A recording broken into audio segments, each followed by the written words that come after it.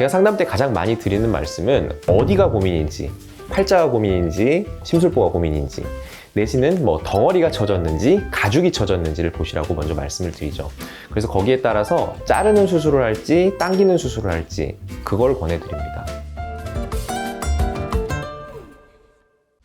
안녕하세요. 루브르 성형외과 성형외과 전문의 곽찬희입니다.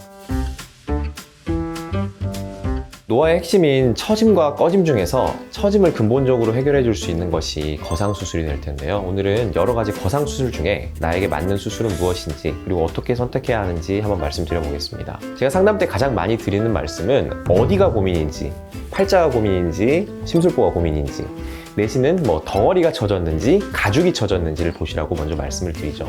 그래서 거기에 따라서 자르는 수술을 할지, 당기는 수술을 할지 그걸 권해드립니다. 실제로 지금 개발된 수술 방법들이 거의 다 여기서 기인합니다. 뭐 성형외과 학회 가면 무슨 얘기 하는지, 하루 종일 뭐 하는지 궁금하시죠? 사실 하루 종일 하는 얘기는 이 4가지 안에 전부 다 들어있어요. 뭐 내부에 있는 유지인대를 어떻게 끊고, 스마스를 얼마나 어떻게 방리하고, 나 어떻게 고정하고, 뭐 나는 이렇게 한다, 뭐 그런 거죠. 얘기가 좀 샜는데요, 제가 외래에 설명하듯이 최대한 쉽게 풀어보겠습니다. 나이가 들면서 얼굴은 노화가 되는데 뭐 이건 전체 얼굴이 똑같이 적용되는 거예요. 뭐 눈은 늙는데 볼은 안 늙고 뭐 이런 건 없죠. 전체가 다 늙게 되는데 이건 사람마다 정도가 다르고 개선하고 싶은 부위도 사람마다 다를 거예요. 어디를 개선하고 싶은지를 보고, 이때 방향은 뭐 물론 중력 방향으로 다 동일하지만 변화하는 양상은 사람마다 다 다릅니다. 이 덩어리가 처지는 사람, 또는 이 가죽이 늘어나서 늘어지는 사람, 이 가죽은 그대로인데 지방이나 덩어리가 꺼져서 그것 때문에 늘어져 보이는 사람, 이런 게 대표적인 예가 되겠습니다. 보통은 1번, 2번, 3번이 따로 오지 않고 다 같이 오죠. 하지만 이 정도가 차이가 좀 있을 뿐이라고 보시면 되는데, 그 정도가 심한 거를 교정을 한다고 보시면 됩니다. 수술이란 게 사실 별게 없어요. 지금까지 개발된 많이 행해지고 있는 수술 방법들, 모식도 그림을 보면서 한번 같이 알아보겠습니다. 자, 이런 얼굴이 있다고 쳤을 때 여기 자르고 위아래 당겨서 꼬매면 눈썹과 거상입니다. 이렇게 하면 쌍꺼풀 라인이 올라가는 대신 눈썹에서 눈까지 거리가 좁아지겠죠. 이거는 덩어리가 처지는 거랑 관계없고 겉에 피부, 가죽만 잘라서 당기는 거예요. 여기 빨간색에 구멍을 뚫고 눈썹 레벨까지 내시경 방향으로 파서 이마 전체를 빨간색 방향으로 당기면 이게 이마 거상입니다. 이렇게 하면 헤어라인부터 눈썹, 쌍꺼풀 라인까지 다 올라가겠죠. 덩어리에서 가죽을 통째로 당기는 방식인데, 이마의 경우에는 뭐 거의 덩어리랄 게 없죠. 뭐 겉에 거죽만 당기는 방식인데 헤어라인이 더 후퇴하니까 이마가 넓은 사람은 좀 고민이 될 수 있겠죠.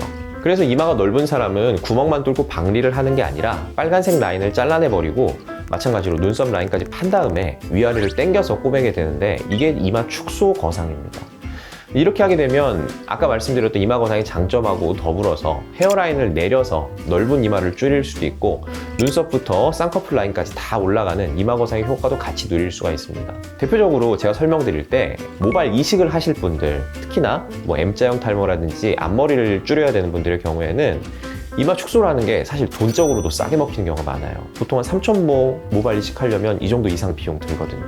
팔자주름과 눈밑주름이 고민인 분들은 눈밑을 빨간색으로 째서 빨간색 덩어리들을 위로 당겨 올리는 이런 중안면 거상을 할 수가 있습니다. 이렇게 되면 팔자주름 위쪽, 그리고 바깥쪽 광대 쪽이 안쪽으로 모아지면서 위로 올라가겠죠.